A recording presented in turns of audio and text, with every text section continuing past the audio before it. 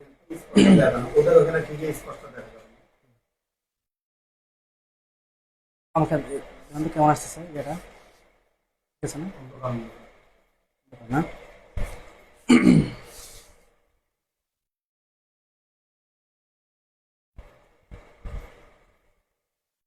আমাকে দেখা যাবে না।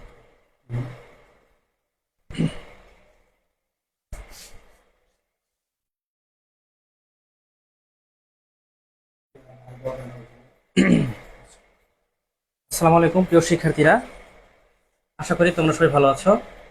তো আহ, উন্মুক্ত পাঠশালা এবং মুন্না আইসিটি কেয়ারের যৌথ উদ্যোগে আজকের ইবিআই 1.0 এই কোর্সটিতে তোমাদের সবাইকে আমন্ত্রণ জানাচ্ছি। আহ, বিদ্যুৎ সমস্যার কারণে এবং আমাদের এলাকায় প্রচুর পরিমাণ বৃষ্টি হচ্ছিল, এ কারণে কিন্তু আজকে ক্লাসটি লাইভটি একটু বিলম্বিত হলো। অনেক রাত হয়ে গিয়েছে, আসলে 10টা 45 বাজে। আহ, এজন্য একটু দুঃখ প্রকাশ করতেছি। আসলে কি বলবো, বাংলাদেশের অবস্থা এরকমই, বিদ্যুতে গেছে আসার কোনো অবস্থা নাই। তো আজকে যেহেতু আমরা শুরু করব, সুতরাং ভাবলাম যে এই অবস্থা চলে গেলে আসলে শুরুটা একটা কেমন হয়ে যায়। চিন্তা করলাম যে না, ঠিক আছে, তাহলে স্যারকে আমি আটকায় রাখছি যে স্যার আপনি একটু ওয়েট করেন, একটু ধৈর্য ধরেন, দেখি কারেন্টটা আসে কিনা, বিদ্যুৎটা আসে কিনা। এই জন্য মূলত থাকা এবং শুরুটা আমরা শুরু করি অন্ততপক্ষে।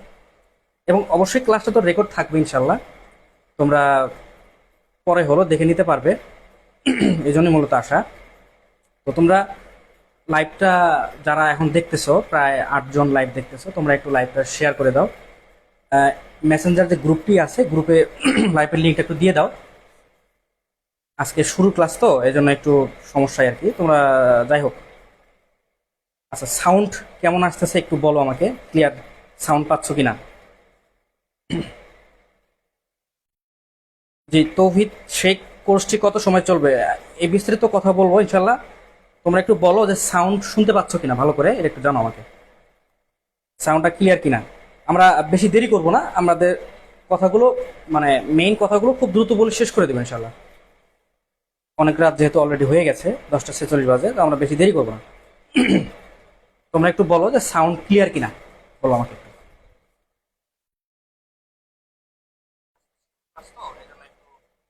সম্ভবত সাউন্ড ক্লিয়ার, ঠিক আছে, আমি দেখলাম তো সাউন্ড ঠিক আছে। আচ্ছা, তোমরা আহ, কে কোন জেলা থেকে জয়েন করেছো একটু আমাকে কমেন্টে জানাতে পারো। কে কোন জেলা থেকে জয়েন করলো এবং কে কত সেশন থেকে জয়েন করেছো সেটাও একটু জানাও আমাকে।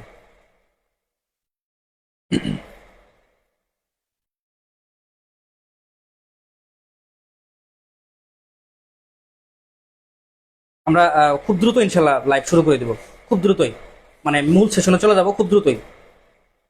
আমাকে একটু জানাও তোমরা দ্রুত।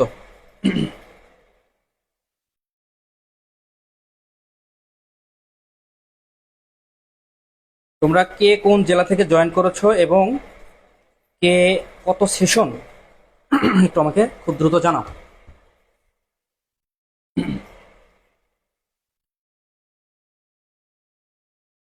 আহ, এবং লিঙ্কটি, লাইভ ক্লাসের লিঙ্কটি তোমরা একটু মেসেঞ্জার গ্রুপে শেয়ার করে দাও, যাতে সবাই যারা এখনো জেগে আছো তারা একটু জয়েন করতে পারো দ্রুত। যেহেতু আমাদের আজকে শুরু ক্লাস, তো আমরা চেষ্টা করেছি নেওয়ার জন্য এই আর কি। তৌহিদ শেখ ময়মনসিংহ থেকে এইচএসসি 26। ওকে তৌহিদ, তোমাকে স্বাগতম জানাচ্ছি।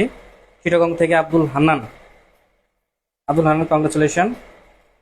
নাইমুল হক পিরোজপুর জেলা থেকে। আচ্ছা, মোহাম্মদ আরাফাত চৌধুরী ফেনী জেলা থেকে এইচএসসি 27।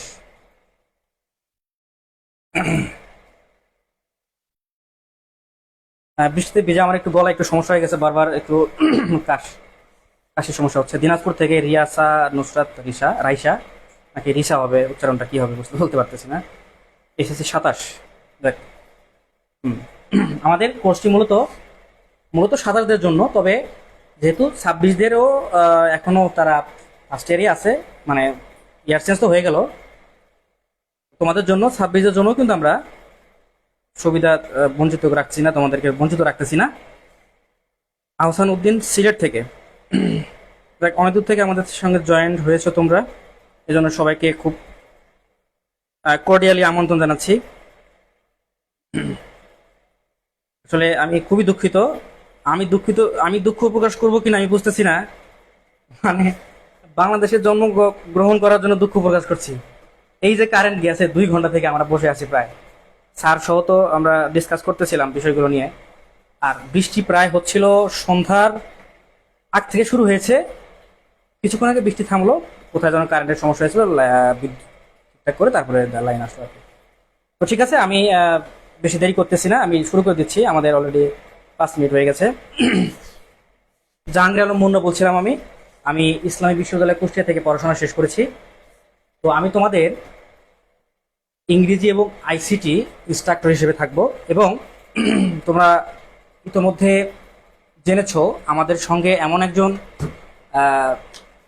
স্টার বলা যেতে পারে, অফলাইনের স্টার, এমন একজন, তোমরা তার চেহারা অবশ্যই ভিডিওতে দেখেছো এবং কথা শুনেছো।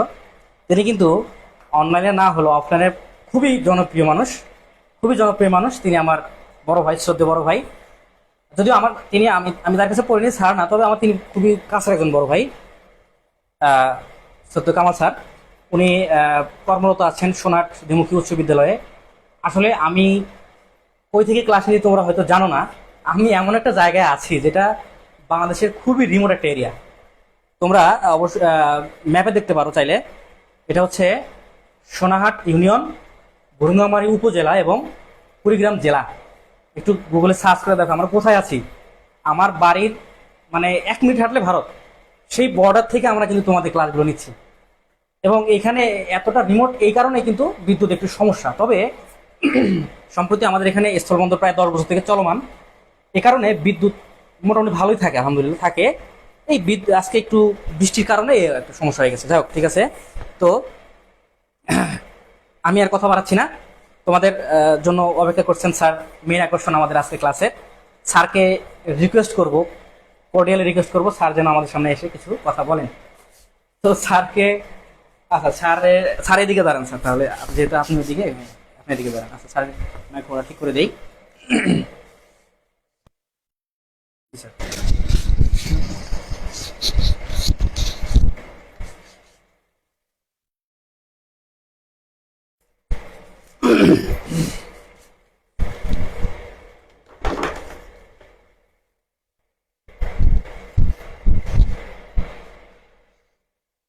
বিসমিল্লাহির রহমানির রহিম। এই মুহূর্তে অনেক অপেক্ষার প্রহর গোনার পরেও যারা এই অনলাইনে যুক্ত আছো, সবার প্রতি রইল প্রাণ ঢালা অভিনন্দন ও মোবারকবাদ। আশা নয় দৃঢ় প্রত্যয় তোমরা সবাই ভালো আছো, যে যেখানেই আছো। আমার পরিচয়, আমি মোহাম্মদ কামাল হোসেন। আমার পড়াশোনা বাংলায়, অনার্স মাস্টার্স সরকারি আজিজুল হক কলেজ বগুড়া। আর কর্মরত আছি সোনার দ্বিমুখী উচ্চ বিদ্যালয়, সেই সাথে বলদিয়া কলেজ ডিগ্রি মহাবিদ্যালয়ে আমি বাংলা লেকচারার হিসেবে নিয়োগ আছে। বিস্তারিত আসলে ক্লাস সেশনে আস্তে আস্তে জানা যাবে পরিচয়, সমস্যা নেই। আসলে আমি অফলাইন জগতে সেরকম পারদর্শী নই, বা অনলাইনে ওই রকম আমার কোনো ক্লাস নেওয়া হয়নি। অফলাইনে আমার ক্লাস নেওয়া। তো আস্তে আস্তে এই ছোট ভাই মুন্নার অনুরোধে বেশ অনলাইনে যুক্ত হওয়া। তবে আমার দৃঢ় প্রত্যয়, আশা রাখি অল্প সময়ে এসএসসির বাংলা কোর্সে তোমাদের প্রত্যাশিত ফলাফলে ভালো একটা রেজাল্ট নিয়ে আসবো স্বল্প সময়ে, ইনশাল্লাহ, টেনশন নেই। তো আড়ষ্টতা আমাদের নতুন অবস্থায়, নতুন সেশনে প্রথম অবস্থায় হয়তো একটু সমস্যা থাকবে, আর বিষয়গুলো আস্তে আস্তে আমাদের সবকিছু ঠিক হয়ে যাবে ইনশাল্লাহ। আজকে শুধুমাত্র ভয়ভীতি রোধকল্পে আমাদের গল্প তথা সিলেবাস সম্পর্কে আমরা কথা বলবো। যে আমরা 500 মার্কের একটা কোর্সের দায়িত্ব নিয়েছি। এই 500 মার্কের সেশনে আমরা অন্তত ক্লিয়ার করার চেষ্টা করব, তোমাদের যাতে ভয় ভীতিগুলো একটু রোধ হয়। কি হ্যাঁ স্যার, মোল্লা স্যার, এখন আমি একটু যুক্ত করতে চাই, সেটা হচ্ছে তোমরা যারা যে বিভাগ থেকে জয়েন হয়েছো, তোমাদের কিন্তু কম্পালসারি যে 500 মার্ক বাংলা ইবিআই অর্থাৎ ইংলিশ বাংলা এবং আইসিটি যে 500 মার্কস রয়েছে, আমরা কিন্তু দুজন, আমি এবং কামাল স্যার, সেই 500 মার্কের দায়িত্ব নিয়েছি। ইনশাল্লাহ যেভাবেই হোক, তোমাদের যে কোনো মূল্যেই হোক, আমরা এই 500 মার্ক খুব ভালোভাবে তোমরা যাতে অ্যাকোয়ার করতে পারো, অর্জন করতে পারো, সেটা আমরা খুব প্রাণপণ ইনশাল্লাহ চেষ্টা চালিয়ে যাব। এবং তোমাদের এই কোর্সটি চলতেই থাকবে ইনশাল্লাহ, ফ্রি কোর্সটি চলতে থাকবে। অনেকেই সন্দেহ হয়তো মনে আজ জেগেছে যে আসলে ফ্রি কোর্স, তাহলে এদিকে আসলে হবে কিনা, চলবে কিনা, বা তারা কি এটা চালাবে কিনা, আমরা চালাবো কিনা। না, আসলে আমরা ইনশাল্লাহ কোনো চিন্তার কোনো কারণ নাই। যতদিন আমাদের সম্ভব আমরা এটা নিশ্চয় চালাবো। তোমরা নিঃসন্দেহে থাকো এবং তোমাদের মানসম্মত একটা কোর্স তোমাদেরকে দিতে পারবো, এটি আমরা আশা করি ইনশাল্লাহ। এবং 500 মার্ক এর দায়িত্ব আমরা নিয়েছি ইনশাল্লাহ। এটা তোমরা খুব ভালোভাবে ইনশাল্লাহ পাবা, মানসম্মতভাবে ইনশাল্লাহ পাবা। তো বেশি দেরি করবো না। আর তাহলে আমরা মূল সেশনে চলে যাই। স্যারকে অনুরোধ করবো, স্যার একটু বসেন, আমি আমার সেশনটা শেষ করবো। আচ্ছা, ধন্যবাদ। তো দেখো, দেরি করতেছি না বেশি, খুব দ্রুত শুরু করে দেবো। তো আমি আজকের ক্লাসের মূলত আলোচ্য বিষয় হচ্ছে এগুলা। সেটা কি, যদিও আজকের ক্লাসটি ওরিয়েন্টেশন, তবে তোমাদেরকে আমরা সার্বিক একটা দিক নির্দেশনা দেওয়ার চেষ্টা করবো ইনশাল্লাহ। এবং ক্লাসের বিষয়বস্তুগুলো হচ্ছে এরকম। প্রথমে 1 নম্বরে আমরা সিলেবাস বিশ্লেষণ করব, যেটা 500 মার্কস অর্থাৎ সম্পূর্ণ ইবিআই 500 মার্কসের সিলেবাসটা আমরা বিশ্লেষণ করব। 2 নম্বরে বই রিভিউ করব। 3 নম্বরে যেভাবে পড়লে তুমি মাত্র 10 থেকে 11 মাসে প্রো হতে পারবে। তোমাদের যেহেতু খুবই অল্প সময়, তোমরা মনে করতেছো 2 বছর, আল্লাহ না, আসলে 2 বছর দেখো, তোমরা কলেজে যখন উঠবা, ওঠার সঙ্গে সঙ্গে কয়েকদিনের মধ্যে পরীক্ষাগুলো শুরু হয়ে যাবে। তো তোমরা আসলে আলটিমেটলি পড়াশোনার খুব বেশি সময় পাবা না। 2 বছর মনে হলেও এই তুমি যে সারা জীবন পড়ে আসলা, মাত্র 2টা বছরের জন্য তোমার জীবন হয় ভালোর দিকে যাবে, না হলে তোমার জীবন ধ্বংস হয়ে যাবে। অর্থাৎ ইন্টারমিডিয়েট এমন একটা গুরুত্বপূর্ণ চ্যাপ্টার এবং জীবন এমন একটা সময়, যে সময়টা কাজে লাগাতে না পারলে মানুষের জীবনের মোড় ঘোরে না। এটা এমন একটা সময়। আচ্ছা, সবগুলো ধাপই গুরুত্বপূর্ণ, তবে আমার মনে হয় যে ইন্টারমিডিয়েটটা সবচেয়ে বেশি গুরুত্বপূর্ণ। এটাই তোমার জীবনের বিশ্ববিদ্যালয় জীবন, তুমি কোথায় কোন অবস্থায় যাবে সেটাই কিন্তু নির্ধারণ করে দেয়। সুতরাং আমরা আশা রাখি তোমাদের 500 মার্ক ইনশাল্লাহ আমরা খুব সুন্দরভাবে নিশ্চয় করতে পারবো ইনশাল্লাহ, এই আশা রাখি। তো ঠিক আছে, তাহলে আমি পরবর্তী টপিকে চলে যাই। আচ্ছা, এই হচ্ছে আমার সংক্ষিপ্ত পরিচয়। আমি ইসলাম বিশ্ববিদ্যালয় কুষ্টিয়া থেকে পড়াশোনা শেষ করেছি। তো এখন উন্মুক্ত পাঠশালা ও মুন্না আইসিটি কেয়ার, এই দুটো আমি স্বত্বাধিকারী চালাচ্ছি আমি এটা। নেক্সট, তো আমি তোমাদেরকে অবশ্যই বলছিলাম যে আমি তোমাদের ইংলিশ এবং আইসিটিটা দেখাবো, ইনস্ট্রাক্টর হিসেবে থাকবো। তো আমাদের সিলেবাস মূলত এসএসসি 26-27 এবং আলিমদের জন্য। সবাই তোমরা সিলেবাস কভার করতে পারবে ইনশাল্লাহ। তো দেখো, আমি দ্রুত শেষ করবো, যেহেতু অনেক দেরি হয়ে গেছে, রাত হয়ে গেছে, দ্রুত খুব শেষ করে দেবো আমি। আচ্ছা, তাহলে দেখো এখানে ইংলিশ ফার্স্ট পার্ট, এটা হচ্ছে তোমাদের নতুন ফুল সিলেবাস। দেখো, তোমরা প্রায় দীর্ঘ 5 বছর পর নতুন ফুল সিলেবাস পাচ্ছ। কেন? 19 সালের পরে কিন্তু করোনা শুরু হয়েছে। অর্থাৎ 19 সালের ডিসেম্বরে করোনা শুরু হয়।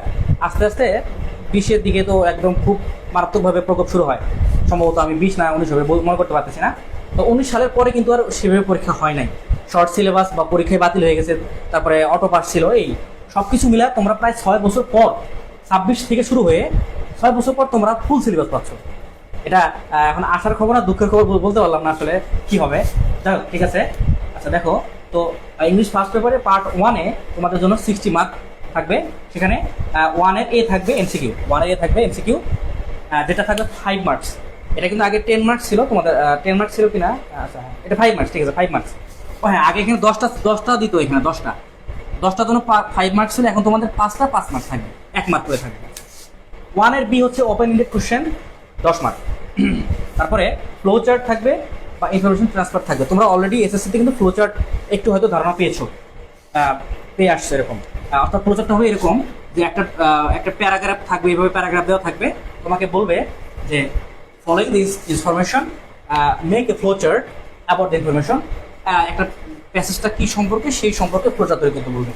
তোমাকে কি করতে হবে, এভাবে বক্স করে করে বক্স একে একে ফ্লোচার্টগুলো আঁকতে হবে এভাবে, এবং এই বক্সের ভিতরে তোমার যে মেইন টপিকটা লিখতে হবে। এগুলো কীভাবে লিখতে হয়, ট্রিক্স কি, এগুলো ইনশাল্লাহ তোমাদের আমি সব শিখাই দেবো ইনশাল্লাহ, কোনো চিন্তার কোনো কারণ নেই। তোমরা শুধু মনোযোগ সহকারে কোর্সটার সঙ্গে যুক্ত থাকবে, এটাই আশা করি। 3 নম্বর হচ্ছে সামারি, 10 মার্ক, সামারি 10 মার্ক থাকবে। 4 নম্বর হচ্ছে ক্লোজ টেস্ট উইথ ক্লুজ। এখানে এই ক্লোজ টেস্ট উইথ ক্লুজ এটা করতে গেলে গ্রামাটিক্যাল কিছু টার্ম জানতে হয়, মানে গ্রামাটিক্যাল বেসিকটা থাকতে হয়, এবং এটা অনেক সময় গ্রামাটিক্যাল ভার্ব চেঞ্জ করা লাগে, ভার্ব চেঞ্জ করতে হয়, মানে টেন্স চেঞ্জ করতে হয়। তো এখানে গ্রামাটিক্যাল তোমার লাগবে, কিন্তু এখানে মানে বেসিক গ্রামারটা তোমার জানতে হবে এখানে। এরপর ক্লোজ টেস্ট উইদাউট ক্লুজ, এখানে 10 মার্ক, এখানে 5 মার্ক, যেহেতু ক্লু থাকবে 5 মার্ক, এটা ক্লু নাই এই জন্য 10 মার্ক থাকবে এটা।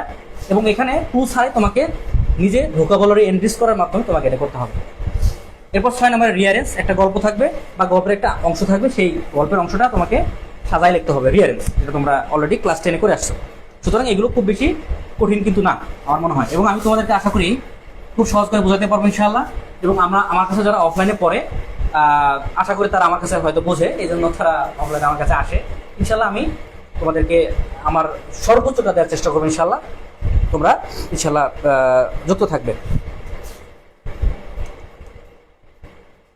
এরপর দেখো, এটা গেল 60 মার্কের তোমাদের রিডিং, যেটা রিডিং পার্ট, রিডিং 60 মার্ক ছিল। এবার রাইটিং 40 মার্কস, সেখানে কি থাকবে, সেখানে থাকবে প্যারাগ্রাফ রাইটিং, এটা থাকবে 10 মার্কসের, কমপ্লিটিং স্টোরি এটা থাকবে 7 মার্কসের, ইনফর্মাল লেটার এটা থাকবে 5 মার্কসের, graph chart or pie chart 10 মার্কসের।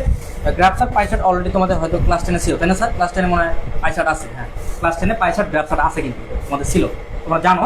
অর্থাৎ একটা চার্ট যদি পাই চার্ট থাকে তাহলে এভাবে থাকবে, আর গ্রাফ থাকলে এইভাবে ঘর ঘর, মানে তোমরা গ্রাফ করেছো সেই ঘর ঘর থাকবে, এরকম থাকবে। এখানে বিভিন্ন পার্সেন্টেজ দেওয়া থাকে, কোনটা কি কত পার্সেন্ট সেটা বলে দেওয়া লাগে। থিম রাইটিং, থিম রাইটিং মানে একটা সারমর্ম লেখা, একটা গল্প দেওয়া থাকবে তোমার বই থেকে, পাঠ্য বই থেকে হতে পারে, বাইরে থেকে হতে পারে, একটা কবিতা দেওয়া থাকবে, কবিতাটা থিম লিখতে হবে, মানে মূল বক্তব্য সারাংশ লিখতে হবে। এই হচ্ছে তোমাদের ফার্স্ট পার্টের রিডিং অ্যান্ড রাইটিং, এই 2 পার্ট।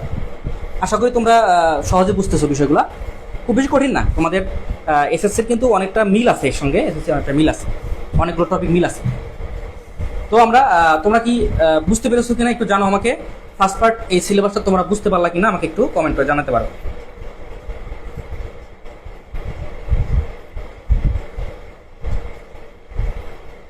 আহসানুদ্দিন বলছো যে স্যার 4 থেকে 5 টপিকগুলো, এগুলো তো ইংরেজি দ্বিতীয় না কি? 4 থেকে 5, হ্যাঁ 4 থেকে 5 অর্থাৎ 4-5, তাই না? হ্যাঁ 4-5 যে টপিকগুলো আছে, এই 2টা টপিক করতে গেলে তোমাকে গ্রামাটিক্যালের বেসিক জানতে হবে, মানে ভার্বের ফর্ম বিভিন্ন চেঞ্জ করা লাগে, বিভিন্ন ওয়ার্ডের ফর্ম চেঞ্জ করা লাগে। আর যেমন যদি থাকে হেলথ, তাহলে হেলদি, ওয়েলথ ওয়েলদি, এরকম মানে ফরমেশন অফ ওয়ার্ড চেঞ্জ করা লাগবে, ভার্বের ফর্ম চেঞ্জ করা লাগবে। বিবি ফাতেমা, আসসালামু আলাইকুম ওয়া রাহমাতুল্লাহি ওয়া বারাকাতুহু। স্যার আমি এসএসসি 26, আমি কি ক্লাসগুলো করতে পারবো? অবশ্যই 26-27 সবার জন্যই ক্লাস উন্মুক্ত এবং ফ্রি, ইনশাআল্লাহ ফ্রি, কোনো বিনামূল্যে একদম, তোমাদের জন্য কোনো সমস্যা নেই। তৌহিদ শেখ ক্লিয়ার ভাইয়া, ওকে ঠিক আছে ফাইন, ধন্যবাদ তৌহিদ বোঝার জন্য। সাইফুল ক্লিয়ার, ওকে। আশা করি ইনশাআল্লাহ তোমাদেরকে ক্লিয়ারভাবে বোঝাতে পারবো। এটা আসলে এমন কিছু না যে আমি তোমাদেরকে রোবোটিক্স শেখাচ্ছি, এরকম কিছু না, সহজ বিষয়, বা রকেট সায়েন্স বোঝাচ্ছি তাও কিন্তু না। মোহাম্মদ আরাফাত চৌধুরী ক্লিয়ার স্যার, ওকে ধন্যবাদ আরাফাত তোমাকে। তাহলে আমি কি সেকেন্ড পার্টে চলে যাব? সেকেন্ড পার্টে চলে যাই, কি বলো?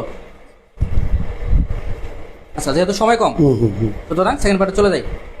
আচ্ছা, আমি প্রথমে সিলেবাসটা বিশ্লেষণ করি, এরপরে না নুসরাত জাহান সাদিয়া, না ইনশাল্লাহ কোনো সমস্যা নাই, 4-5-এর জন্য কোনো সমস্যা নাই, চিন্তার কোনো কারণ নাই ইনশাল্লাহ, আমি আছি, চিন্তার কোনো কারণ নাই। আর আমি তো বলছি, তোমরা গ্রুপে প্রশ্ন করেছিলে স্যার বেসিক থেকে হবে কিনা, হ্যাঁ একদম কোর বেসিক থেকে শুরু করবে ইনশাল্লাহ, একদম বেসিক।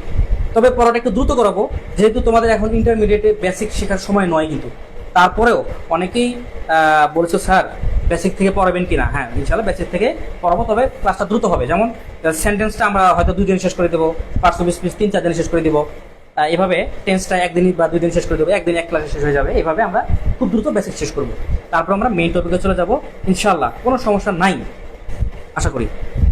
আচ্ছা, এরপর তাহলে আমি সেকেন্ড পার্টে চলে যাই। আবিদ হাসান ক্লিয়ার স্যার, সাইফুর জি স্যার, হ্যাঁ ওকে ফাইন, ঠিক আছে। সেকেন্ড পার্ট এবার দেখো। আচ্ছা, এটা হচ্ছে স্যাম্পল কোশ্চেন। দেখো তাহলে স্যাম্পল কোশ্চেনটা একটু একটু হাত বুলাই দেখো।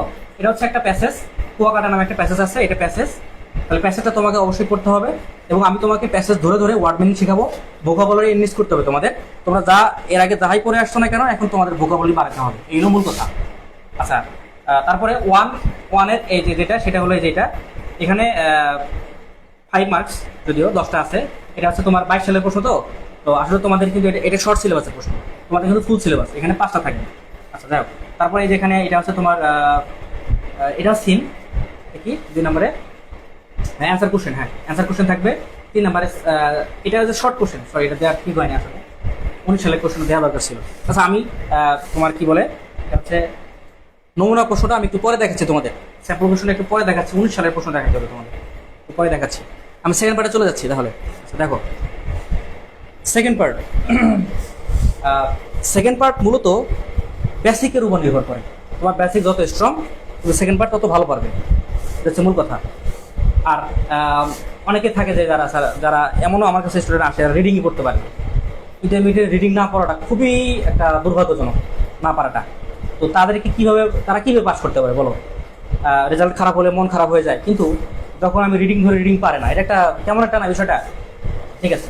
তো ইংলিশ সেকেন্ড পেপারে প্রথম হচ্ছে gap filling activities without close article, অর্থাৎ সরাসরি আর্টিকেল এখানে থাকবে। মোট থাকবে 10টা, একটা করে হাফ মার্ক করে, মোট 5 মার্কস।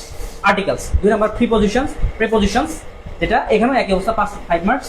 তারপরে gap filling activities with words and phrase, মানে বক্সে কিছু ওয়ার্ড বা ফ্রেজ দেওয়া থাকবে, সেই ফ্রেজটা তোমাকে বসায়, তা বসানোর পরে তোমার শূন্যস্থান পূরণ হবে, জাস্ট গ্যাপ ফিলিং, শূন্যস্থান পূরণ হবে। 4 নম্বর completing sentence with clues or phrase. 4 নম্বরে কমপ্লিটিং সেন্টেন্স থাকবে, যেটা তোমরা অলরেডি ক্লাস 10-এ পড়ে আসছো, এমনকি আরও ছোটো ক্লাসে তোমরা কমপ্লিটিং সেন্টেন্স কিন্তু পড়েছো, ঠিক আছে। তো কমপ্লিটিং সেন্টেন্স নিয়ে আসাদের কোনো সমস্যা নাই। আচ্ছা, এরপরে use of verbs, right forms of verb, এটা হচ্ছে 5 নম্বরে রাইট ফর্মস অফ ভার্বস। তো রাইট ফর্মস অফ ভার্বস নিয়ে আর নতুন কিছু বলার নাই, তবে কিছু ট্রিক্স আছে, যে ট্রিক্সগুলো খাটালে তুমি খুব দ্রুত, আমি তোমাদেরকে এমন কিছু ট্রিক্স শেখাবো, খুব শর্ট টেকনিক শেখাবো, যেটা করলে তুমি একদম এত নিয়ম শেখার দরকার নেই, অল্প কিছু নিয়ম শেখাবো, নির্দিষ্ট কিছু নিয়ম শেখাবো, যেই নিয়মগুলো বরাবর বারবার আসে এবং সালের প্রশ্ন সলভ করালে তোমরা দেখবা যে খুব সহজ লাগবে। এবং এইগুলোর একই অবস্থা, যেমন এই যে 3 নাম্বারটা আছে উইদাউট স্পেশাল যে ফ্রেজটা আছে, এটা কিন্তু নির্দিষ্ট কিছু ফ্রেজ আছে যেটা পড়লে খুব সহজে, কিছু ট্রিক্স আছে, একদম মানে পানির মতো সহজ, চিন্তা কোনো কারণ নেই। অনেকেই সেকেন্ড পার্টে খুব টেনশন করে, আসলে টেনশন কিছুই নেই, দেখো একদম পানির মতো সোজা, পানি বানিয়ে দেবো, পানি একদম বিরিয়ানি হয়ে যাবে। 6 নাম্বার চেঞ্জিং সেন্টেন্স, দীর্ঘ 5 বছর পর তোমরা চেঞ্জিং সেন্টেন্স শিখতে যাচ্ছ, মানে করতে হচ্ছে তোমাদের চেঞ্জিং সেন্টেন্স, মানে অর্থাৎ ট্রান্সফরমেশন অফ সেন্টেন্সেস। দেখো এটা একটা বিশাল টপিক, কিন্তু চেঞ্জিং সেন্টেন্স বিশাল টপিক, অনেক কিছু শেখা লাগে। সেন্টেন্সের কোর বিষয়টা শিখতে হয়, সিম্পল কমপ্লেক্স কম্পাউন্ড শিখতে হয়, ডিগ্রি শিখতে হয়, ভয়েস শিখতে হয়, ন্যারেশন শিখতে হয়, অনেক কিছু শিখতে হয়। তো এটা হচ্ছে চেঞ্জিং সেন্টেন্স। তবে খুব দ্রুত ইনশাআল্লাহ আমি শেষ করে দেওয়ার চেষ্টা করবো, যেগুলো না জানলেই নয়, যেগুলো জানলে তুমি খুব দ্রুত অ্যান্সার করতে পারবে সেগুলো। 7 ন্যারেটিভ স্টাইল, ন্যারেশন আমি অনেক যারা একটু দুর্বল তাদেরকে বলি তোমার ন্যারেশনটা দিও না, কারণ ন্যারেশন শিখতে গেলে গ্রামারের যত বেসিক আছে, যত টেন্স থেকে শুরু করে পার্সন পিস সমস্ত কিছু এইখানে প্রয়োগ করতে হয়, অক্সিলারি ভার্ব সব কিছু এখানে প্রয়োগ করতে হয়। সুতরাং আমি বলি যে যারা একটু দুর্বল তারা এটা দেওয়া দরকার নেই, যেহেতু 5 মার্কস দরকার নেই দেওয়া। তবে যদি তুমি ভালো পারো, ভালো হোক খারাপ হোক, সবার জন্য তো আমি, তাই না, সবাইকে তো আমি শেখাবো। সুতরাং আমি শেখাবো, যারা ক্যাচ করতে পারবা তারা দিবা, যারা না পারবা তারা এটা স্কিপ করতে পারো, কোনো সমস্যা নাই। এরপরে প্রোনাউন রেফারেন্স, দীর্ঘ 5 বছর পর প্রোনাউন রেফারেন্স তোমরা কিন্তু এখন শিখতে যাচ্ছ। এটা আমি যখন 15-16 সালে পড়ছিলাম তখন কিন্তু প্রোনাউন রেফারেন্স ছিল, ঠিক আছে। তো এটা বিশাল একটা 5 বছর পর তোমরা এটা পাচ্ছ নতুন সিলেবাসে। আশা করি তোমরা এই যতটুকু বুঝাইলাম বুঝছো কিনা একটু বলো তো আমাকে দেখি, বুঝতে পারছো কিনা? এইটুকু যতটুকু বুঝাইলাম, মানে সেকেন্ড পার্টের এই টপিকটুকু বুঝতো কিনা? আহসান উদ্দিন, স্যার যারা রিডিং পড়তে পারে না তারা কি করতে পারে? তোমরা বাসায় যদি আমি তোমাদের রিডিং পড়াই তাহলে দেখো রিডিং পড়াইতে গেলে কিন্তু এগুলো পড়াইতে পারবো না। সুতরাং তুমি বাসায় নিজ দায়িত্বে রিডিংটা পড়ে নিবা। আমি চেষ্টা করব এখন তো যেহেতু তোমাদেরকে আমি রিডিং অফলাইনে ধরে ধরে পড়াইতে পারবো না, সুতরাং তোমার দায়িত্ব হলো তোমার ল্যাকিংসটা তুমি দূর করো, তুমি নিজ দায়িত্ব দূর করো, এটা তোমার দায়িত্ব, ঠিক আছে? আর এখন তুমি সেই ছোট বাচ্চা না যে তোমাকে ধরা ধরে বসা বসায় তোমার আম্মু তোমাকে লাঠিতে পিড়ে পিড়ে মেরে মেরে পড়াবে, এটা কিন্তু না। এই সময় কিন্তু এখন কিন্তু সেই সময় নাই, ঠিক আছে? শিহাব সরকার সাইড থেকে কিসের জন্য সাউন্ড আসছে? স্যার আপনার সম্মত দিয়ে মাইক্রোফোনটা একটু অফ করেন, ওইখান থেকে সাউন্ড আসছে। আমাকে একটু দেন মাইক্রোফোন আমার। তাহলে এইটার জন্য সম্মত আসছে সাউন্ড, অফ করে দিলাম, ঠিক আছে? আচ্ছা, শারিয়ার সিয়াম সিয়াম ভালো আছো তুমি? হ্যাঁ, ইয়েস। তৌহিদ শেখ ক্লিয়ার ক্লিয়ার সামনে আগান ভাই। আচ্ছা ঠিক আছে, হ্যাঁ সামনে আগাই, সময় অনেক 11:09 বেজে গেছে। আসলে আল্লাহ তালা যেটা করে ভালো জন্যই করেন। অবশ্যই হয়তো আমাদের এখানে কোনো কল্যাণ ছিল যে কারণে আল্লাহ তালা আমাদের একটু বিলম্বিত করলেন। যাই হোক, সব কিছুর জন্য আলহামদুলিল্লাহ। Yasin Arafat clear, Abid Hasan clear sir, okay fine. তাহলে ঠিক আছে, আমি নেক্সট টপিকে চলে যাই। দেখো 9 মডিফায়ার থাকবে। আচ্ছা, তোমরা যারা, আমি সবসময় বরাবর বলি গ্রামাটিক্যাল এটা হচ্ছে কেমন, যে তুমি ছোট থেকে যা পড়ছো ওই বিশেষে তাই। ছোটবেলায় হয়তো কম পড়ছো, বিশেষ একটু বেশি পড়তে হবে, কিন্তু ওই রুলস কিন্তু রুলসই আছে, চেঞ্জ হয় না।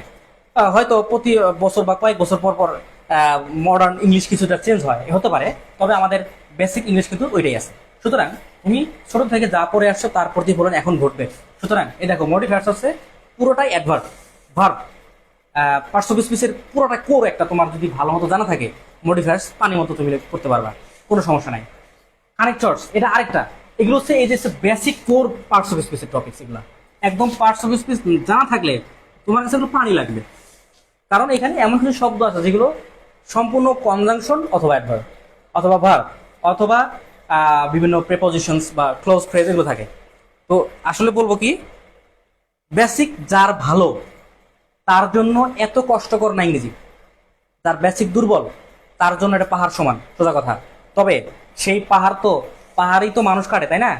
চায়নারা কি করে, পাহাড় কেটে কেটে ভিতর দিয়ে সুড়ঙ্গ করে ট্রেনের লাইন বানায়, যেখানে ট্রেন আমরা স্বাভাবিকভাবে স্বাভাবিক রাস্তা চালাতে পারি না, ওরা পাহাড় কেটে ভিতর দিয়ে ট্রেন নিয়ে চলে যায়। সুতরাং পাহাড়ও মানুষ কাটতে পারে, সুতরাং তোমরা ইনশাল্লাহ পারবে, এটাই আমি আশা করি। আর এবং আমি ইনশাল্লাহ আছি, চিন্তা কোনো কারণ নাই, তোমাদের ইনশাল্লাহ বোঝাই দেবো।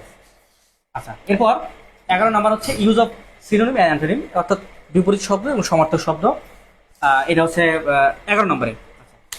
12 নম্বর পাংচুয়েশন, মানে ফুল স্টপ, অর্থাৎ জ্যোতি বা ছেদ চিহ্ন, যেটা তোমরা বাংলা ব্যাকরণে পড়ছো সেটাই। এখানে জাস্ট খালি দাড়ি নাই, বাকি সব কিন্তু ঠিকই আছে।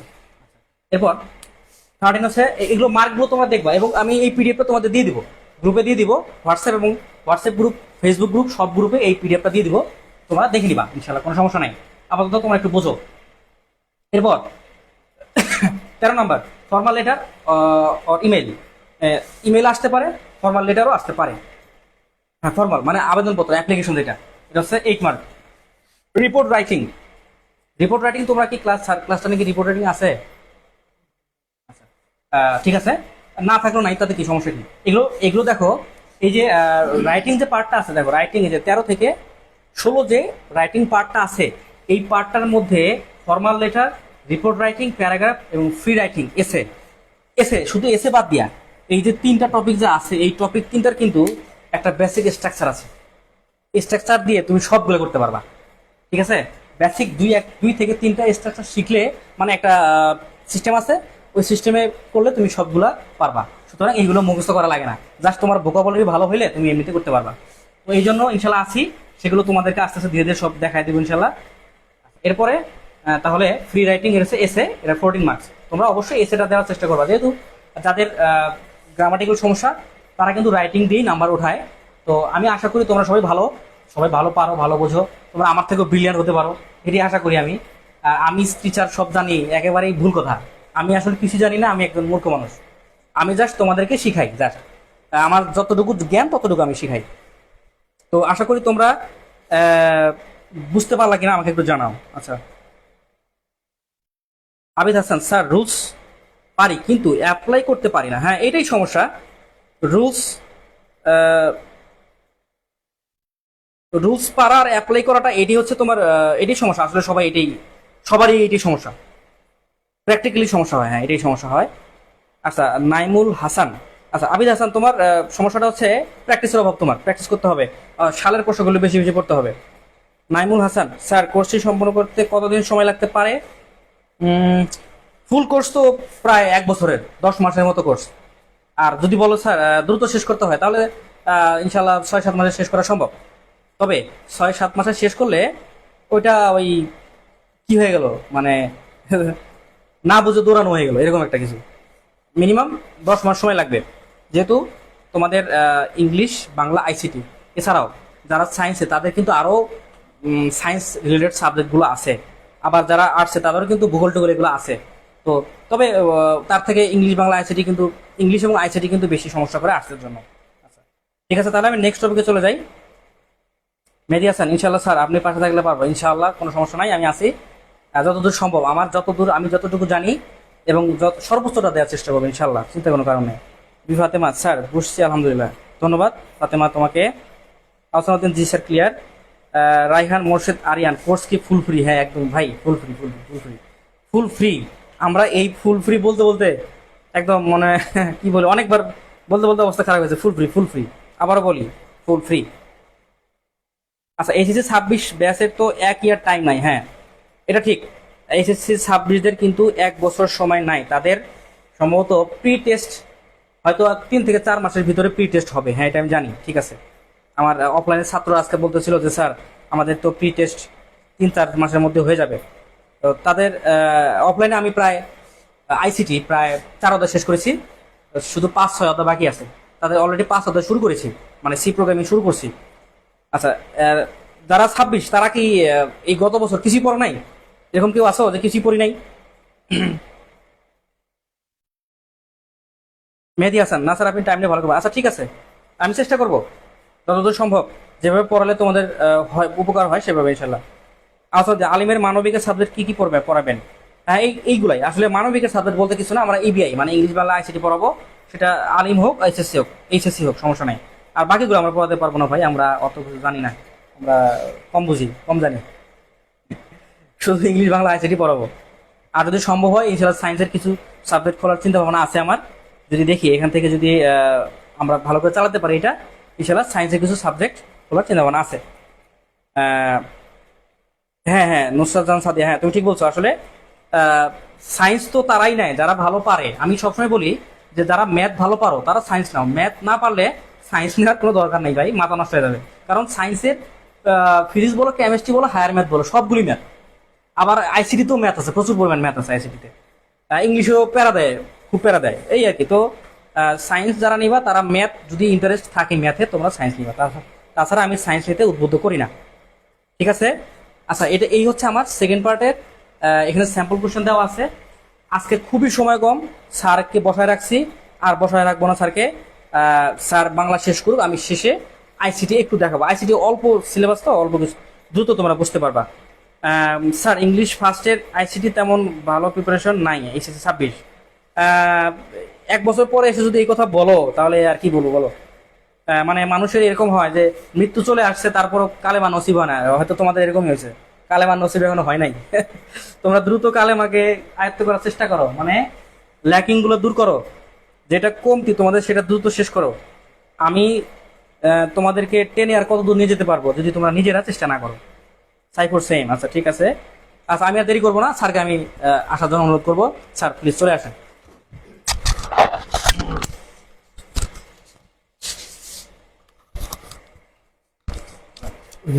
ওই কম্পিউটার টানতে হবে যে।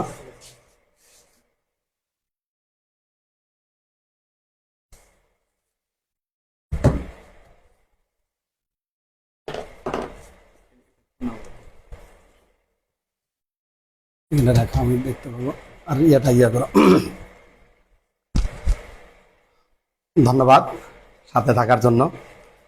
তো প্রচুর জানার জন্য আসলে প্রচুর পড়া প্রয়োজন। প্রচুর জানতে হলে অবশ্যই প্রচুর বই পড়তে হয়, কিন্তু আসলে আমাদের আধুনিক প্রযুক্তিতে আমরা এসে পড়ার প্রতি আমাদের একবারেই অনীহা এসেছে, একেবারে অনীহা এসেছে। আমরা বই পড়তে চাই না, আর বেশি বই পড়ি না বিধায় আমাদের জানার আগ্রহটাও বেশি সৃষ্টি হয় না, বেশি জানতে পারি না। এই জন্য আমাদের সব দিক দিয়ে ঘাটতি থেকে যায়। এই জন্যই বিশ্বকবি রবীন্দ্রনাথ ঠাকুর প্রচুর জানার জন্য, উনি তো ব্যাপক জানতেন, তারপরেও কিন্তু বলেছেন যে বিপুলায় বসুন্ধরার কতটুকু জানি, দেশে দেশে কত না নগর রাজধানী, মানুষের কত কীর্তি, কত নদীগিরি সিন্ধু মরু, কত না অজানা জীব, কত না অপরিচিত তরু, মন মোর জুড়ে থাকে অতি ক্ষুদ্র তারই এক কোণ, সেই ক্ষোভে পরিগ্রন্থ ভ্রমণ বৃত্তান্ত আছে যায় অক্ষয় উৎসাহে। আসলে ভ্রমণ করে সবকিছু জ্ঞান অর্জন করা যায় না, সেই ধরনের সময় নেই। আর বিশ্বকবি রবীন্দ্রনাথ ঠাকুর একজন জমিদার মানুষেও যদি এই কথা বলতে পারে, আর আমরা তো সাধারণ মানুষ, আমাদের টাকা পয়সা ওই রকম নেই, আর ওই রকম সময়ও নেই, আমরা ওইভাবে বেশি কিছু যে জানবো এই ধরনের কিন্তু ব্যবস্থাপনাও নেই। তো আমাদের অবশ্যই বই পড়ার প্রতি আমাদের তাগিদ দিতে হবে, জানতে হবে। আর ইন্টারমিডিয়েট সময়টা একবারে স্বল্প সময়, এই স্বল্প সময়ের মধ্যে আমাদের সব সাবজেক্টেই মোটামুটি ভাবে একটু জ্ঞান অর্জন করে গেলে তাহলে ভার্সিটি থেকে শুরু করে সব জায়গাতে আমরা সফল হতে পারবো। তাহলে ভবিষ্যৎ জীবনটাও অনেক সুন্দর হবে, স্বাচ্ছন্দ্যের হবে। তো আশা রাখি বিষয়গুলো বুঝে আমাদের চলতে হবে। তো আমি আগে একটু কথা বলে নিচ্ছি, আমাদের ম্যাক্সিমাম স্টুডেন্টদের ভিতরে কিন্তু একটা অজুহাত আছে যে আমার দ্বারা এটা সম্ভব না, আমি এটা পারবো না। তো এই আলোকেও কিন্তু কবিরা কিন্তু সব মানুষের চরিত্র সম্পর্কে অনেক কথা বলেছেন। যেমন এক কবি বলেছেন যে পেঁচা করে দেয় রাষ্ট্র পেলে কোনো শ্রোতা, জানো না সূর্যের সাথে আমার শত্রুতা। আসলে সূর্যের তো আলোর সহ্যই করতে পারে না পেঁচা। তো আমাদের মাঝে অনেক শিক্ষার্থী আছে, অভিজ্ঞতা এই স্বল্প এই বেশ 12 বছর শিক্ষকতার মাধ্যমে বুঝতে পারলাম যে অনেক স্টুডেন্টদের দেখি যে তারা এতটা ভয় পায়, এতটা অজুহাত দেয়। আসলে অজুহাত দিয়ে জীবনের সফলতা অর্জন করা যাবে না, সাহসী হতে হবে। কারণ বড় বড় দার্শনিক, বড় বড় মনীষী বা বিশিষ্ট ব্যক্তিদের জীবনী পর্যালোচনা করলে দেখা যায় তারা মানে শুরু লগ্ন থেকে কিন্তু হিরো ছিল না, তারা কঠোর পরিশ্রমের মাধ্যমে কিন্তু সফলতা অর্জন করেছে। তো আমার বিশ্বাস যে যে বিষয়ে অদক্ষ থাকো না কেন, তোমাদের পরিশ্রমের মাধ্যমে মনোবলটা চাঙ্গা করো, ইনশাআল্লাহ সফল হবেই। আমরা সাথে আছি তোমাদের সাথে। যেভাবে তোমাদের এই যে ইবিআই এই কোর্সগুলো যেভাবে আমরা তোমাদের প্রত্যাশিত কাঙ্ক্ষিত মার্কস তুলে দিতে পারি সেই প্রচেষ্টা চালাবো। কিভাবে লিখলে ভালো মার্কস পাবে সেটা দেখিয়ে দিব, এবং সাবজেক্টের যে বিষয়গুলো অনেক হার্ড মনে হয় সেই বিষয়গুলো আমরা ইজি মেথডে তোমাদের বোঝানোর চেষ্টা করবো ইনশাআল্লাহ। তো আজকে কিন্তু মানে বাংলার ক্লাস না বা আইসিডি বা ইংরেজির ক্লাস না, জাস্ট সিলেবাসগুলো বুঝিয়ে দিব। আর তোমাদের মানে একটু যাতে ইজি হয়, অনেকে সিলেবাসটা না বুঝেই হযবরল ভাবে পড়াশোনা করে। আমি মনে করি যে কোনো একটা বিষয় পড়ার আগে আসলে সেই বিষয়টা নিয়ে সুন্দর করে জানা উচিত। আসলে কি কি আছে, কত মার্কস, কোনটাতে কত মার্কস, কোনটার সময় কতটুকু। আমি অনেক স্টুডেন্টকে দেখেছি যে ভাব সম্প্রসারণে কম মার্ক, 10 মার্ক, আবার দেখা যাচ্ছে যে রচনাতে 20 মার্ক। দেখা যাচ্ছে যে ভাব সম্প্রসারণ অনেক বড় করে ফেলছে, ঢালাও ভাবে লিখছে। একটা যে পার্ট আছে মূল ভাব, আগে তো টপিক নাম্বারিং করে যে কোনো প্রশ্ন লিখতে গেলে আগে নাম্বারিং করতে হয়, নাম্বারিং করে তারপরে তো লিখবে। কিন্তু নাম্বারিং করে তারপরে টপিকসটা লিখে তারপরে মূল ভাব, সম্প্রসারিত ভাব, মন্তব্য, যে এই যে একটা পার্ট, কিন্তু যাদের জানা নেই তারা দেখা যাচ্ছে যে ঢালাও ভাবে লিখে যাচ্ছে, কোনো একটা নাম্বারিং ঠিক নেই। এই যে যে বিষয়গুলো, তো আমরা চেষ্টা করব সব বিষয়গুলো সুন্দরভাবে দেখিয়ে দিব, কিভাবে লিখতে হবে, কোথায় থেকে লিখতে হবে, কোন জায়গা থেকে লিখলে মার্কস ভালো আসবে, কোনটার মানটা কতটুকু করলে ভালো হয়, ইনশাআল্লাহ আমরা চেষ্টা করব। স্যার ইয়েটা দেখা দিন। আমরা প্রথমেই তো এখানে আমরা দেখছি যে বাংলা প্রথম পত্র এমসিকিউ এ থাকবে কি 30 মার্ক, আর যেটা সৃজনশীল ওটাতে থাকবে 70 মার্ক। তো এইখানে দুটি অংশ থাকবে, সাহিত্যের মধ্যে দুটি অংশ থাকবে, একটা হবে গদ্য গদ্য অংশে 12টি গদ্য থাকবে, আর পদ্য অংশে 12টি পদ্য থাকবে। তো তার মধ্যে আবার আরেকটা সহপাঠ আছে, এখানে নাটক, তারপরে উপন্যাস। তাহলে এর আলোকে মোট হলো 100 মার্ক, 30 আর হলো 70। তাহলে আমাদের অনেকে বোর্ড বইয়ের মধ্যে কিন্তু অনেকগুলো গল্প আছে, কবিতা আছে। সেই ক্ষেত্রে কেউ যদি না বুঝে ঢালাও ভাবে একা ধারে সবগুলো গল্প পড়ে যায়, তাহলে কিন্তু সেই ক্ষেত্রে সমস্যা। এই জন্য আমরা বিষয়টা একটু আলাদাভাবে দেখিয়ে দেওয়ার চেষ্টা করেছি যে গদ্য 12টি আছে, পদ্য 12টি আছে। তোমাদের সিলেবাসে সর্বপ্রথমে কাজ করতে হবে, সিলেবাসে যেগুলো আছে সেগুলো আগে ফাইন্ড আউট করে নিতে হবে, আগে দাগিয়ে নিতে হবে। আচ্ছা, সেই ক্ষেত্রে গদ্যের 12টি গদ্য এবং পদ্য, সেগুলো কবি লেখকের যে নাম, পরিচিতি ইত্যাদি, নাটকের যে রচয়িতা এবং উপন্যাসের যে রচয়িতা, তাদের জীবনী, এগুলো তো অনায়াসে কি বারবার চর্চার মাধ্যমে কি নিয়ন্ত্রণে নেওয়ার চেষ্টা করতে হবে। কেননা এখান থেকে এমসিকিউ যে হবে, যদি আমাদের ভালোভাবে ধারণা না থাকে তাহলে কিন্তু আমরা পারবো না। দেখি এইখানে বাংলা নতুন ও ফুল সিলেবাস, বাংলা প্রথম পত্রে সৃজনশীল মোট 11টি প্রশ্ন থাকবে। গদ্য থেকে 4টি থাকবে, গদ্য থেকে 4টি থাকবে, কবিতা থেকে 3টি থাকবে, উপন্যাস থেকে 2টি থাকবে, নাটক থেকে 2টি থাকবে। মোট হবে 11টি প্রশ্ন থাকবে।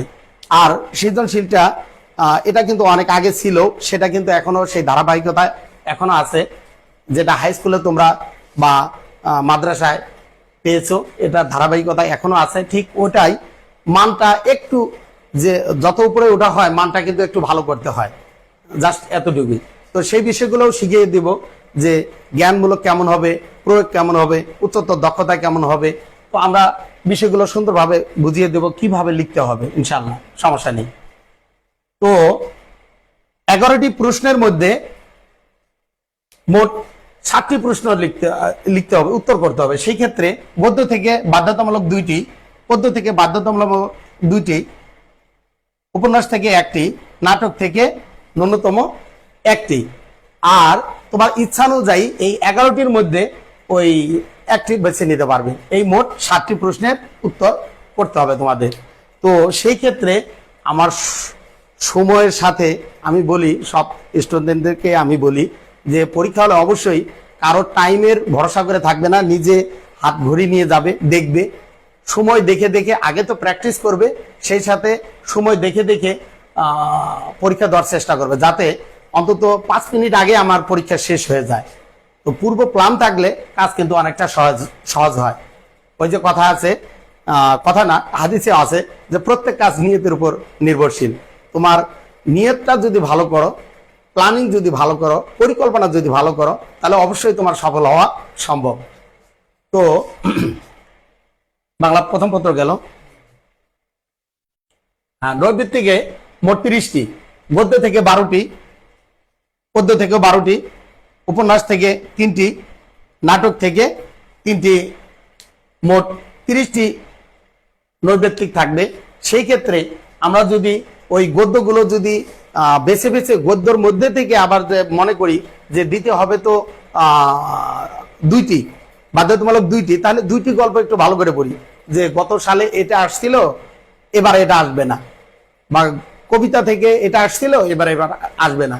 তাহলে এইভাবে বেছে বেছে যদি পড়ি তাহলে কিন্তু এই নৈর্বৃত্তিকের ক্ষেত্রে আমাদের ঘাটতি পড়ে যাবে। কেননা এই 12টি থেকেই কিন্তু 12টি নৈর্বৃত্তিক হচ্ছে, 12টি পদ্য থেকেই 12টি কিন্তু নৈর্বৃত্তিক হচ্ছে। সেই ক্ষেত্রে আমার কিন্তু ভালোভাবে আমার দেখতে হচ্ছে। আসলে ভয় পাওয়ার কোনো কারণ নেই, মূল ভাবটা তো অনায়াসে ইজি ভাবে আমরা চেষ্টা করব নিয়ন্ত্রণে আনার জন্য, বা চেষ্টা করব ওইভাবে তোমাদের যাতে বুঝতে পারো, সেই চেষ্টাটা অবশ্যই করব ইনশাআল্লাহ। তো ভয় পাওয়ার কোনো কারণ নেই। ঠিক নাটক, উপন্যাস ঠিক ওইভাবেই মূল ভাবটা নিব, তারপরে তো আমরা বিস্তারিত জানলে তাহলে নৈর্বৃত্তিকে আমরা ভালো করতে পারবো। আচ্ছা, আমি এগুলো একটু মুছে দেই, না হলে বুঝতে তোমাদের অসুবিধা হচ্ছে। আসলে আমার অনলাইনের প্র্যাকটিস নেই। হ্যাঁ, তো ইনশাল্লাহ হয়ে যাবে, সমস্যা নেই, তোমাদের শিখিয়ে ইনশাল্লাহ হয়ে যাবে। তো এইখানে গদ্যগুলো দেখি আমরা কি কি আছে।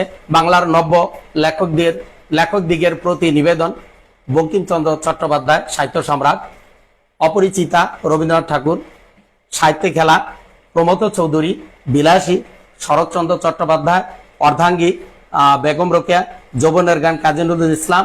এইভাবে কবিতা এবং গদ্যের বিষয়গুলো আছে। তোমরা অবশ্যই সিলেবাসের আলোকে তোমরা এগুলো দেখে নিবে, বা তোমরা জানো, সবাই ইনশাআল্লাহ জানো। তারপরেও আমি ভাবছি যে বিষয়গুলো একটু আলোচনা করে যাই, গেলে ভালো।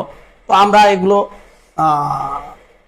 টপিক ধরে ধরে আমরা চেষ্টা করব তোমাদের ইজি করে বোঝানো, যাতে তোমরা ওই আলোকে মূল ভাবটা নিয়ন্ত্রণে নিয়ে আসতে পারলে, ইজি ভাবে বুঝতে পারলে, তোমাদের মনের মাধুরী মিশিয়ে রূপ রস ছন্দ অলঙ্কার উপমা উৎপ্রেক্ষা ইত্যাদির সমন্বয়ে তুমি তুমি তোমার মতো করে লিখবে। সৃজনশীল এই নয় যে ওই মুখস্থ করে দিতে হবে, না। এক একজনের সৃজনশীল এক এক রকম হতে পারে। স্যার কিন্তু দেখবে না ওর মতো হলো না কেন, তুমি কেমন উপস্থাপন করলে, তুমি বিষয়টা কেমন বুঝেছো, তুমি তোমার মতো করে উপস্থাপন করো, কোনো সমস্যা নেই। এখন অনেকের মনে হইতে পারে যে ওরটা মনে হয় ভালো, বা এরকম ভাবে মনে হয় লিখতে হবে, না।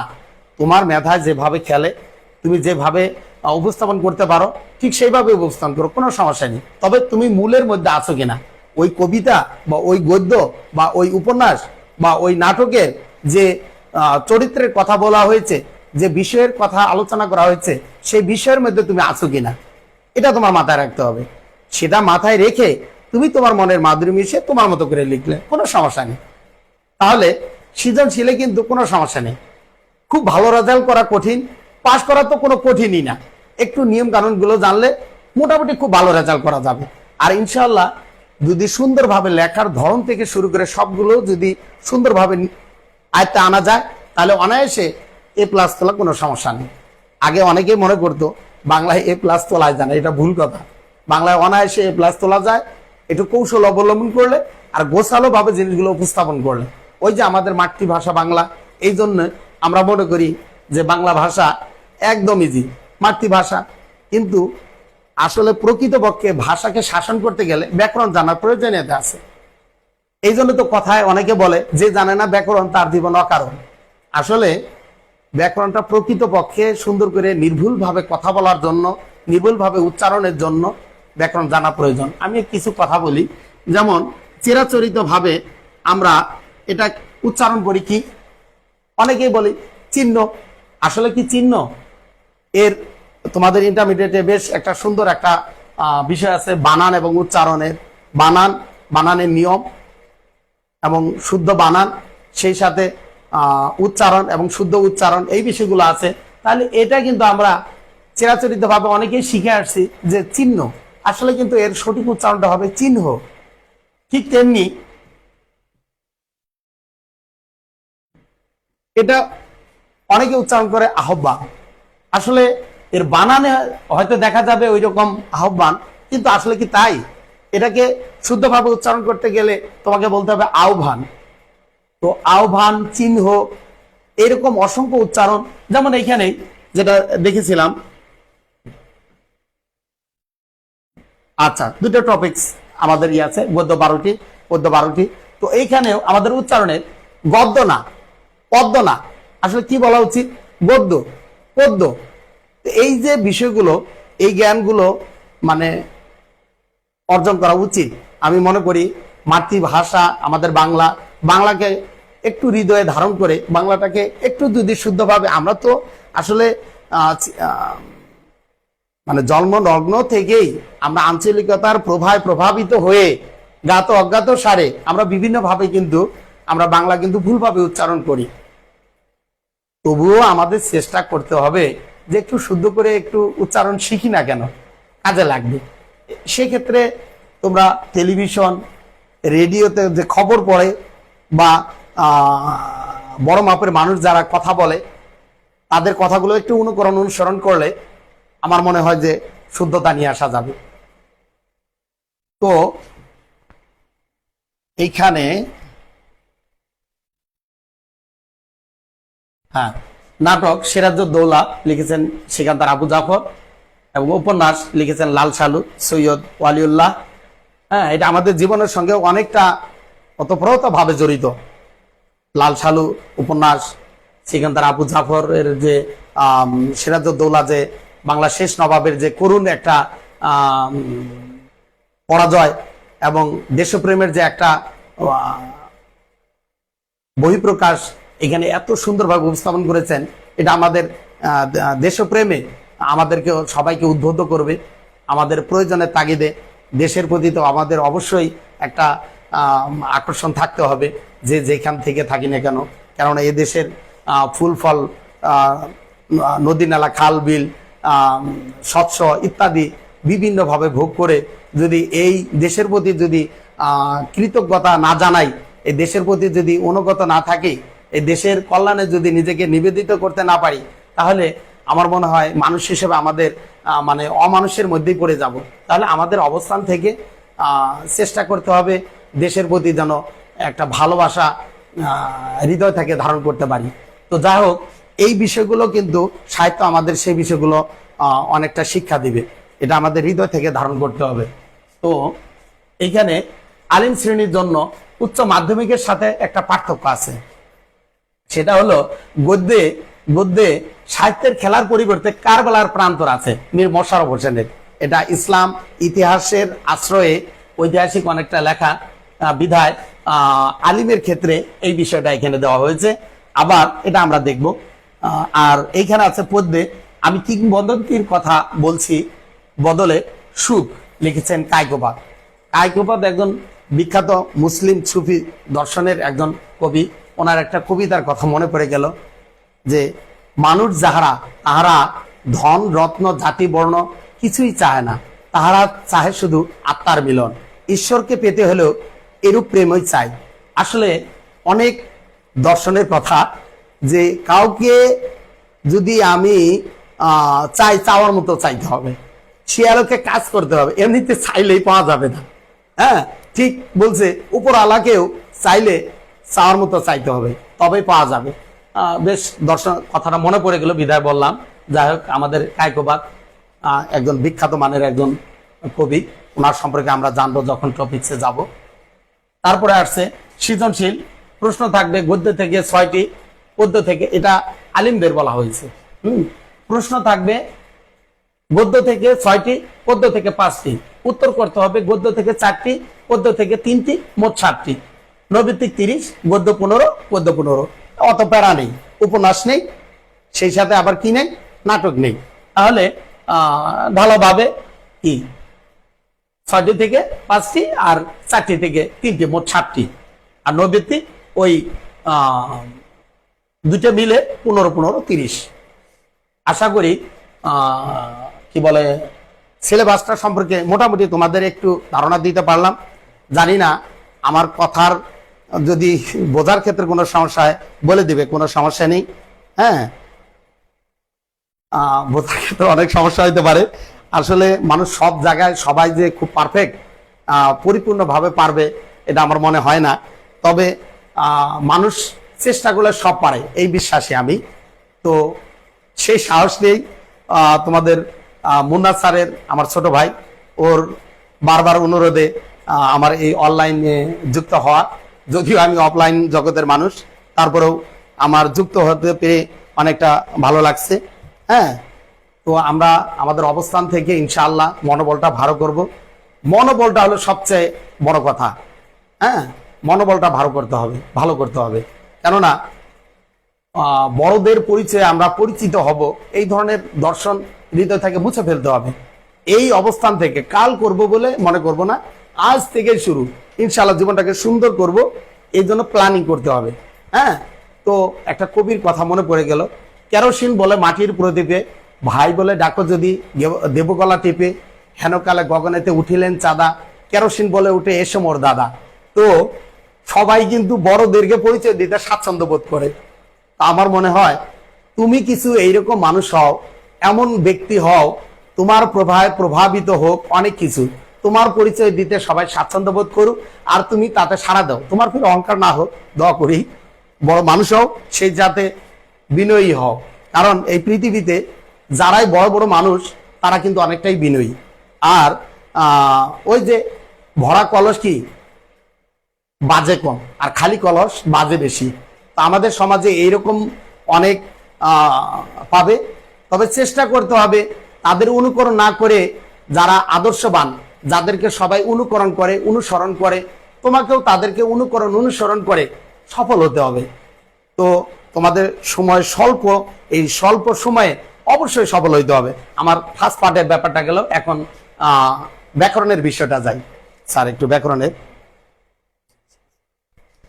হ্যাঁ, বাংলা দ্বিতীয় পত্র ফুল সিলেবাস, এখানে ব্যাকরণ অংশ 30 নাম্বার, বাংলা উচ্চারণের নিয়ম, এখানে 5 মার্ক থাকবে।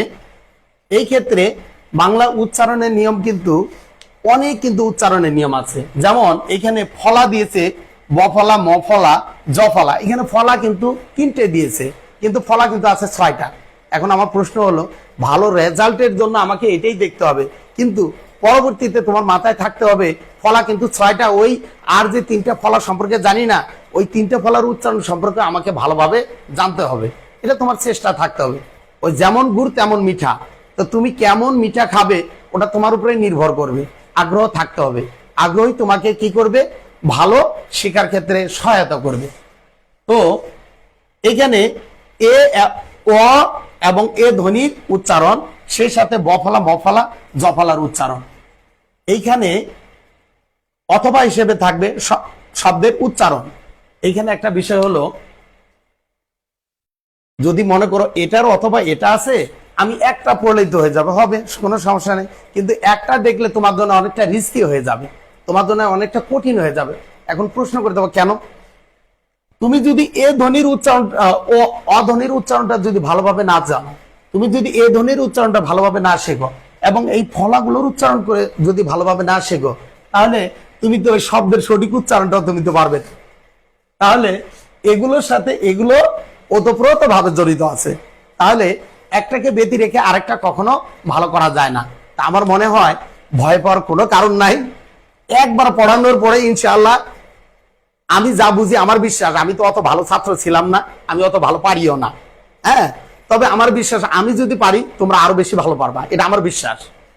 তো আমি চেষ্টা করবো, ওই যেহেতু আমি কম পারতাম বিধায় আমি যে মেথডে শিখেছি, আমি চেষ্টা করব সেই পদ্ধতিতেই তোমাদের শেখানো, যাতে তোমাদের মনে চিরস্থায়ী হয়। তো এইখানে অবশ্যই আমি দেখিয়ে দিব, তবে গুরুত্ব দিব যে ক গুরুত্ব দিব না খ গুরুত্ব দিব। তবে আমি বলবো যে শব্দের উচ্চারণটাই দেওয়াটা ভালো, কেননা নিয়মগুলো শেখানোর পরে বোর্ডের গুলো যদি আমি বেশি করে প্র্যাকটিস করাই, তোমরা নিঃসন্দেহে ভালো করবা, কোনো সমস্যা নেই। আচ্ছা, তারপরে আসি বাংলা বানানের নিয়ম। বাংলা বানানের নিয়ম, তো বাংলা বানানের একটা নিয়ম আছে। হযবরল ভাবে যে কোনো পণ্ডিত তার ইচ্ছানুযায়ী যদি নিয়ম করতে, তাহলে তো হতো না। হ্যাঁ, এক একজনের এক এক নিয়ম, এটা তো একটা বিশৃঙ্খলার সৃষ্টি হতো। যাই হোক, কলকাতা বিশ্ববিদ্যালয় তথা আমাদের বাংলা একাডেমি, দুই দেশের বাংলা ভাষাভাষীর মানুষের একাডেমিগুলো একত্রিত হয়ে প্রায় একই ধরনের নিয়ম, যেহেতু বাংলা ভাষা একই, কলকাতা এবং আমাদের বাংলাদেশে, তো সে আলোকে নিয়মগুলো প্রায় এক। তো সেই ক্ষেত্রে আমরা বাংলা একাডেমি প্রমিত বাংলা বানানের নিয়মগুলো আমরা শিখব, যে নিয়মগুলোর আলোকে যাতে আমাদের কোনো ভুল না হয়। তাহলে যেমন আমরা এমনিতে আমরা জানি রেপ, এই রেপের পরে লিখছে না কেন স্যার?